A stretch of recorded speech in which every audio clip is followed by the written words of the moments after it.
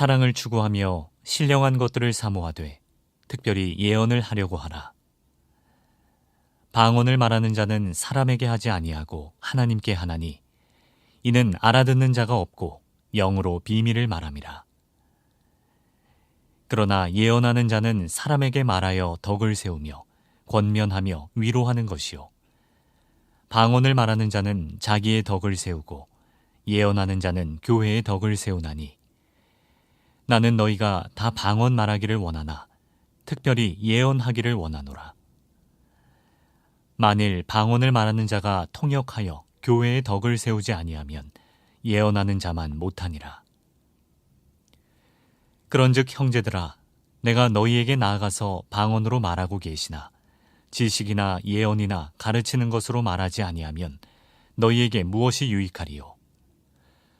혹 필이나 검은고와 같이 생명 없는 것이 소리를 낼 때에 그 음의 분별을 나타내지 아니하면 필이 부는 것인지 검은고 타는 것인지 어찌 알게 되리요? 만일 나팔이 분명하지 못한 소리를 내면 누가 전투를 준비하리요? 이와 같이 너희도 혀로서 알아듣기 쉬운 말을 하지 아니하면 그 말하는 것을 어찌 알리요? 이는 허공에다 말하는 것이라. 이같이 세상에 소리의 종류가 많으나 뜻없는 소리는 없나니 그러므로 내가 그 소리의 뜻을 알지 못하면 내가 말하는 자에게 외국인이 되고 말하는 자도 내게 외국인이 되리니 그러므로 너희도 영적인 것을 사모하는 자인즉 교회의 덕을 세우기 위하여 그것이 풍성하기를 구하라. 그러므로 방언을 말하는 자는 통역하기를 기도할지니 내가 만일 방언으로 기도하면 나의 영이 기도하거니와 나의 마음은 열매를 맺지 못하리라. 그러면 어떻게 할까? 내가 영으로 기도하고 또 마음으로 기도하며 내가 영으로 찬송하고 또 마음으로 찬송하리라. 그렇지 아니하면 내가 영으로 축복할 때에 알지 못하는 처지에 있는 자가 내가 무슨 말을 하는지 알지 못하고 내 감사에 어찌 아멘 하리요. 너는 감사를 잘하였으나 그러나 다른 사람은 덕세움을 받지 못하리라. 내가 너희 모든 사람보다 방언을 더 말함으로 하나님께 감사하노라. 그러나 교회에서 내가 남을 가르치기 위하여 깨달은 마음으로 5마디 말을 하는 것이 1만 마디 방언으로 말하는 것보다 나으니라.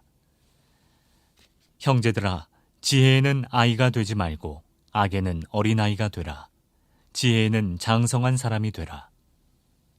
율법에 기록된 바 주께서 이르시되 내가 다른 방언을 말하는 자와 다른 입술로 이 백성에게 말할지라도 그들이 여전히 듣지 아니하리라 하였으니 그러므로 방언은 믿는 자들을 위하지 아니하고 믿지 아니하는 자들을 위하는 표적이나 예언은 믿지 아니하는 자들을 위하지 않고 믿는 자들을 위함이니라. 그러므로 온 교회가 함께 모여 다 방언으로 말하면 알지 못하는 자들이나 믿지 아니하는 자들이 들어와서 너희를 미쳤다 하지 아니하겠느냐. 그러나 다 예언을 하면 믿지 아니하는 자들이나 알지 못하는 자들이 들어와서 모든 사람에게 책망을 들으며 모든 사람에게 판단을 받고 그 마음의 숨은 일들이 드러나게 되므로 엎드려 하나님께 경배하며 하나님이 참으로 너희 가운데 계신다 전파하리라. 그런즉 형제들아 어찌할까? 너희가 모일 때에 각각 찬송시도 있으며 가르치는 말씀도 있으며 계시도 있으며 방언도 있으며 통역함도 있나니 모든 것을 덕을 세우기 위하여 하라.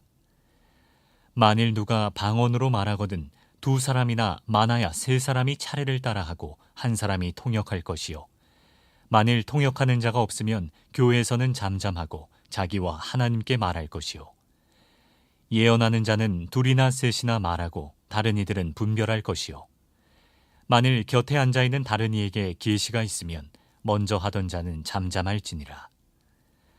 너희는 다 모든 사람으로 배우게 하고 모든 사람으로 권면을 받게 하기 위하여 하나씩 하나씩 예언할 수 있느니라. 예언하는 자들의 영은 예언하는 자들에게 지지를 받나니 하나님은 무질서의 하나님이 아니시요 오직 화평의 하나님이시니라. 모든 성도가 교회에서 함과 같이 여자는 교회에서 잠잠하라. 그들에게는 말하는 것을 허락함이 없나니 율법에 이른 것 같이 오직 복종할 것이요 만일 무엇을 배우려거든 집에서 자기 남편에게 물을지니 여자가 교회에서 말하는 것은 부끄러운 것이라. 하나님의 말씀이 너희로부터 난 것이냐 또는 너희에게만 임한 것이냐. 만일 누구든지 자기를 선지자나 혹은 신령한 자로 생각하거든 내가 너희에게 편지하는 이 글이 주의 명령인 줄 알라. 만일 누구든지 알지 못하면 그는 알지 못한 자니라. 그런즉 내 형제들아 예언하기를 사모하며 방언 말하기를 금하지 말라. 모든 것을 품위 있게 하고 질서 있게 하라. 오늘은 사랑으로 풀어갑시다 6번째 시간입니다. 오늘 본문을 보면 교회 안에 어떤 문제를 다루고 있는가 살펴보게 됩니다. 성령의 은사에 대한 문제를 다루고 있습니다. 방언과 또 예언에 대한 부분이지요. 성령의 은사에 대한 것은 이전 시간에 함께 다루었습니다. 성령께서 주시는 최고의 은사가 있는데 그 은사는 예수 그리스도를 주요 그리스도로 고백하는 믿음, 그 믿음은 성령께서 주시는 것이다, 이렇게 말씀드렸습니다. 이게 가장 최고의 은사고 가장 기초적인 은사입니다. 하나님께서는 그 성령 받은 사람, 그 그리스도의 영이 있는 사람을 통해서 하나님의 교회를 세워가는데 거기에 따라서 이제 다양한 은사를 주신다는 것이지요. 그 은사를 따라서 교회를 세워가는데 사랑으로 해야 된다는 겁니다. 사랑으로 하지 않는 모든 것은 아무것도 아니다, 헛되다, 이제 이렇게 말씀하고 있습니다. 사랑으로 한다는 것은 나와 하나님 관계 속에서 이루어지는 것뿐만 아니라 성도와의 관계 속에서도 이루어지는 것이고, 특별히 그 사랑이 정말로 성경에서 말하는 그런 사랑인가, 이제 이것을 고린도전서 13장을 통해 말씀하고 있는 것이지요. 고린도 교회 안에서 방언의 문제가 어떻게 나타나고 있는가? 아마도 방언을 말하는 사람들이 공예배, 대표 기도를 할 때 방언으로 한 것 같습니다. 방언으로 기도를, 대표 기도를 하는데 성도들이 듣기에도 곤란한 것이지요. 믿지 않는 사람들이 이제 예배에 관심이 있어 참석했는데 그 사람들이 보기에도 이상한 겁니다. 그래서 교회가 굉장히 어려움을 겪고 있습니다. 고린도 교회는 다른 여러 가지 은사가 있었지만은 이 방언 은사가 모든 영적인 어떤 신령함의 척도가 된 것처럼 방언을 받고 받지 않는 것에 따라서 굉장히 차별을 둔 것 같습니다. 2절을 보면 이렇게 말합니다. 방언을 말하는 자는 사람에게 하지 아니하고 하나님께 하나니 이는 알아듣는 자가 없고 영으로 비밀을 말함이라. 이 방언에 대해서 어떻게 풀어가고 있는가, 이제 이것을 말씀하고 있습니다. 4절을 보면 방언을 말하는 자는 자기의 덕을 세우고, 방언에 대해서 분명히 말하고 있습니다. 개인의 기도의 유익을 위해서 방언을 하는 것은 유익한 것이다, 잘못된 것이 아니다. 하지만 교회의 덕을 위해서 공예배나 모임에서 방언으로 함께 모임에서 방언으로 기도하는 것은 삼가해야 한다, 이제 이것을 말해주고 있는 것이지요. 개인적으로 기도할 때 방언으로 한다고 할 때 유의해야 할 것이 있다. 14절을 보면 이렇게 말합니다. 내가 만일 방언으로 기도하면 나의 영이 기도하거니와 나의 마음은 열매를 맺지 못하리라. 무슨 뜻일까요? 정말 성령에 감동되어서 개인적으로 깊이, 영적으로 깊이 방언으로 기도하는 경우도 있지만, 특히 공적으로 할 때, 어떤 또 개인적으로도 마찬가지지만 입술로만 방언으로 하라면 열매 맺지 못하고 마음으로 열매 맺지 못하고 유익이 없다는 겁니다. 세상 사람들이 주문 외우는 것처럼 주거분간할 수 있다는 것이지요. 이것을 유의해야 한다. 이제는 방언을 하되, 그래서 교회의 덕을 위해서는 예언하기를 사모하라, 이렇게 말씀하고 있습니다. 방언을 통역해야 된다. 이제 이 부분을 다루고 있는데, 이 부분이 현대 교회 안에서 어떻게 좀 해석할 수 있는가? 사실은 방언 통역하는 이 부분들에 대해서 대부분의 교회는 하지 않고 있습니다. 인정하지 않고 있습니다. 방언을 말하면서도 예언을 사모하라 하는 이 말은 그렇다면 어떤 뜻인가? 39절을 보면 그런즉 내 형제들아 예언하기를 사모하며 방언 말하기를 금하지 말라. 방언 통역을 통해서 예언하기를 이제 사모하라, 이렇게 말씀하고 있습니다. 이것이 왜 문제가 되었는가? 당시 교회 안에서 성령께서 말씀하신다, 계시하신다, 이런 경우가 너무나 많았습니다. 사실 그 초기 교회 안에서도 어떤 사람이 성령이 지금 저에게 계시하고 있습니다 해서 얘기를 합니다. 또 저기에서도 성령께서 계시를 주어서 말합니다. 그런데 중요한 것은 서로 다르다는 겁니다. 말씀을 보아도 말씀의 기초가 되지 않았다는 겁니다.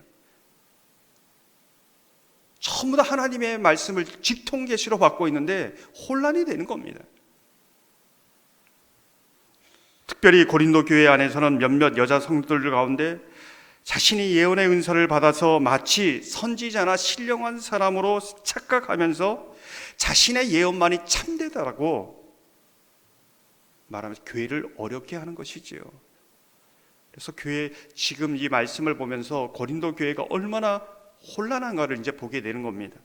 37절 말씀을 보면 만일 누구든지 자기를 선지자나 혹은 신령한 자로 생각하거든 내가 너에게 편지하는 이 글이 주의 명령인 줄 알라. 자신이 하나님과 직접 교통한다고 직통 계시를 받는다고 생각하면서 바울이 하나님의 말씀을 권면해도 듣지 않았다는 겁니다. 어떻게 질서가 서겠습니까? 36절을 보면 이렇게 말씀합니다. 하나님의 말씀이 너희로부터 난 것이냐 또는 너희에게만 임한 것이냐. 바울이 아주 강하게 얘기하죠.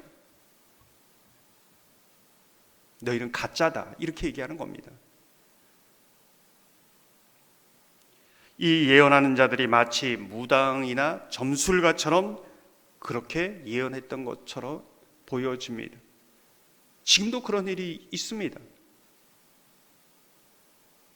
근데 이제 이러한 여러 과정을 거치면서 교회 하나님의 말씀으로 이것을 어떻게 해석해야 되는가 정리한 부분이 방언 통역은 교회에서 금하고 있습니다. 너무 예전에 우리 인천노회 아주 제일 큰 교회지요. 설교하다가 방언하라고 하고 통역하기도 합니다. 그런데 맞지 않습니다. 사람들은 혹하지요. 그래서 현대 교회에서는 금하고 있습니다. 그럼 예언 이 부분도 교회를 너무 혼란스럽게 하고 지금은 이단들이 특히 이 부분을 많이 합니다. 사람들이 혹해서 이게 정말 하나님의 말씀인가 생각하지 않습니다. 그래서 지금 교회에서는 예언도 되도록이면은 삼가하고 금합니다. 그럼 진정한 예언의 말씀을 어떻게 보고 있는가? 하나님의 말씀을 듣는 것이요, 그 말씀을 듣고 회개하고 거듭나서 그 말씀을 따라 살아가는 삶을 예언의 말씀이라고 이제 받아들이고 있습니다. 이것만이 예언이다.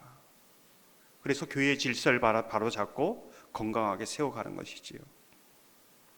오늘날에 동일하게 고린도 교회처럼 그런 문제가 있습니다. 많은 교회들이 어려움을 겪고 있는데 우리는 하나님의 복음의 말씀 안에서 어떻게 서가야 되는지를 바로 깨닫고 교회 안에서 오늘 말씀처럼 믿음에 굳게 서서 나아가는 복된 삶이 되기를 주님의 이름으로 축원합니다.